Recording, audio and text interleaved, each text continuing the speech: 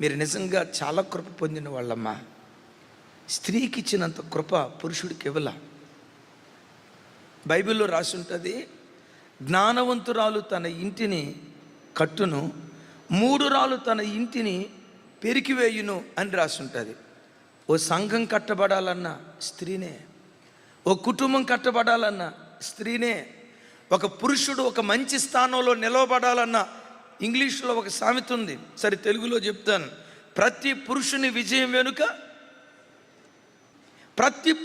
విజయం వెనుక ఒక స్త్రీ ఉంటుందట. నిజమే.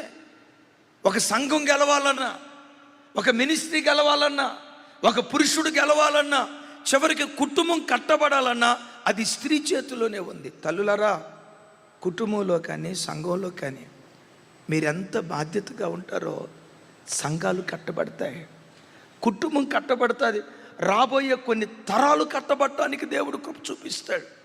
నేను అప్పుడప్పుడు చెప్తా కదా, దేవునికి ఎంత కృప ఉందో స్త్రీకి అంత కృప ఉంది అనండి. పెద్దగా దేవుడు ఎంత కృప కలిగిన వాడో, ఆ తర్వాత అంతటి కృప ఈ భూమి మీద స్త్రీకే దేవుడిచ్చాడు.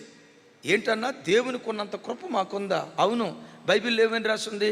యెహోవా ఇల్లు కట్టించని యెడల కట్టువాని ప్రయాసం వ్యర్థమని లేఖనాల్లో రాయబడి ఉంది. అంటే ఒక ఇల్లు కడితే దేవుడన్నా కట్టాలి, స్త్రీ అన్నా కట్టాలి.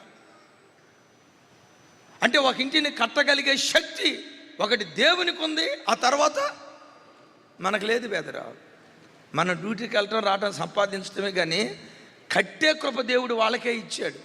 ఇంకొక మాట చెప్పమంటారా తల్లి? దేవునికి లేని ఇంకొక కృప కూడా మీకుంది. కట్టగలిగే కృప మీ సొంతమే, పడగొట్టగలిగేదైనా మీరే. నా బిడ్డలు, మీరు మీ చేతులు ఎప్పుడు కట్టే చేతులుగానే దేవుడు ఉంచునుగాక, మీ చేతులు ఎప్పుడు నిలవబెట్టే చేతులుగానే దేవుడు బలపరచునుగాక, మన చేతులు పడగొట్టే చేతులుగా ఉండకుండానుగాక.